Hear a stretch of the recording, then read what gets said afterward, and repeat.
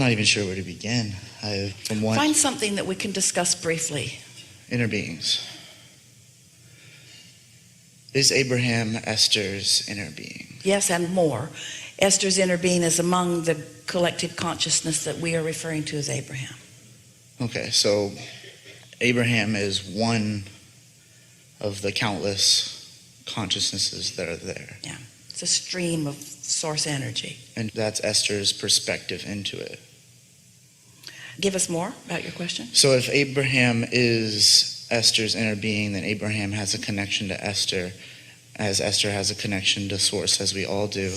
In the beginning, here you are in your physical bodies, believing that you've come from somewhere and hoping that you're going somewhere once you leave this body, but not really having any sense of how it all fits together. So we began describing to you that the larger part of you, who is eternal and who exists eternally, has focused some consciousness into what you know as your physical human beingness, but that the larger part of you still remains non-physical. Now, we told you that not to separate you, but to help you to realize the eternal nature of who you are. So then we began describing that non-physical part of you as your inner being, an inner being who's ever present with you, but your inner being. And of course, we've talked right from the beginning, as we have today, about how you want to connect those parts of you, that you can feel when there's resonance and alignment with that, and you can feel when there's discord. We explained to you that you have to be in a vibrational frequency that allows you to receive the fullness of who you are. So once we were able to help you to realize that you have an inner being, then the best answer to your question right now is your inner being has an inner being who has an inner being who has an inner being who has an inner being who has an inner being who has an inner being, an inner being who has an inner being who has an inner being who has an inner being who has an inner being who has an inner being who has an inner being who has an. And then now let's apply law of attraction to this. So all of you who have inner beings who have inner beings who have inner beings who have inner beings who have inner beings, and then law of attraction is gathering together those consciousness that have intention. So this sort of family of teachers is what we're describing Abraham as being. Okay.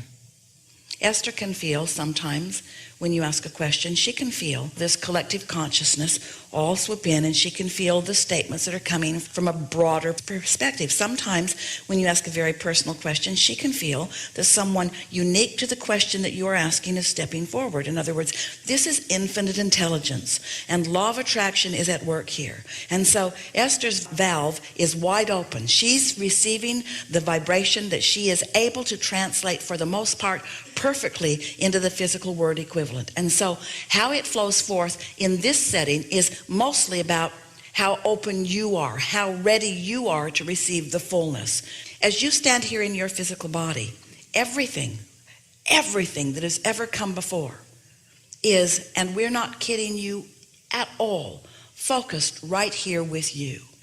But most of you are too humble and feeling too much insignificance to even allow yourself to expect that all that is could possibly be that interested in little old you and your little old question, because you don't understand the profound nature of this leading edge place and how important it is and how delicious it is for non-physical, with all of that knowing, to find a way for you to know it too, right here and now, you see. And how you sort out what pile of consciousness that comes from is more about your ability to allow it than it is anything. Okay. Not that it's structurally set up or anything like that. When Jerry made his transition into non-physical, she did not want him to become part of the Abraham soup. She wanted him to just stay over there separately so that she could talk to him about Jerry things. He's eternally there. Of course he morphed immediately into Abraham, from which he had come originally. Of course he morphed instantly into that. Esther can still focus upon the Jerry aspect, and that part of him comes forth in a way that she recognizes that as him. It's all about your ability to tune your tuner that makes the difference in that. You see what we're getting at? Absolutely.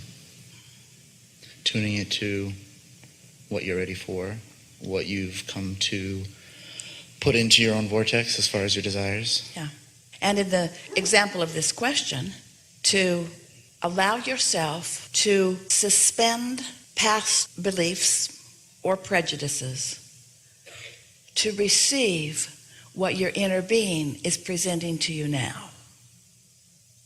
And so that requires being new in this moment. Leading edge. New in the moment. The now. They're expanding now. Yeah. Okay. Well, I think I've come to find that my inner being's name is Muhammad. And I would like to talk about that if we have the time. Briefly. Okay. Because you don't need to justify it through our perspective. You just need to know it and feel it through your own. Okay. So if you're in a position where you've tuned in often enough that you are receiving to the point of knowing, then trust that. Okay. Trust that. The manifestation of knowing. Trust it. Okay. Well, can we talk about who was Jesus? And is there someone or people out there who can have Jesus as their inner being? Or, well, I guess it's like you said, the consciousness is a soup. It can come forth. This is such a as big something. conversation, and we're going to give it to you briefly here. Okay. And you'll hear it in light of what we were just talking about here. So acknowledge a person, a human being, who lived enough life and was full of enough questions and had created a vortex.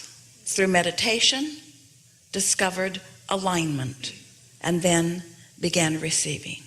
What's interesting is that humans who have studied him recognize him as a man who was so much more because of his connection of so much more.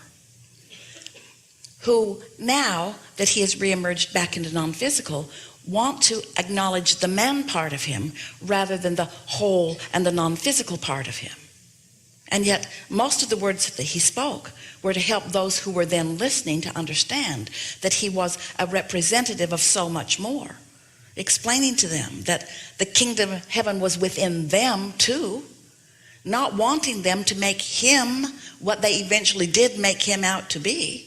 So much so that those around him at the time were frightened by that which he was and appeared to be. And so then he reemerges into non-physical, and now anyone has access to all that he is. So he was the non-physical energy, he was the source energy, he was trying to explain that to everyone. I guess then my realization now is just some points I've been more ready for things that he was trying to give. As in at certain points I found myself in alignment in certain ways with well, all of peace. those magnificent humans who have been receivers and explainers of what they were receiving are now current and still flowing. But the mind of most men want to leave them where they were then and try to re-explain what they were explaining in their humanness then, after endless translations of endless others who had endless motives in the way that they translated. Every one of you has access to everything that they were receiving and more. Because they're constantly still expanding. Because they're still expanding. They're still expanding through you, through all of you, you see. But again, most humans don't want to hear that. It feels like blasphemy to them, because while they came to trust and believe in what was being received then, they don't understand that receiving is still continuing, not just in someone like Esther, not just in someone who has allowed themselves, like so many of these beginners of so many religions were allowing, but because everyone has access to all of that here and now. You all are on the leading edge of thought, and everything that has ever been thought before, each of you has access to. But you can't have access to what is current if you're locked in to the old rhetoric about what it was. Reading the old texts denies you access to the current version. Not in alignment, you can't hear it. Yeah.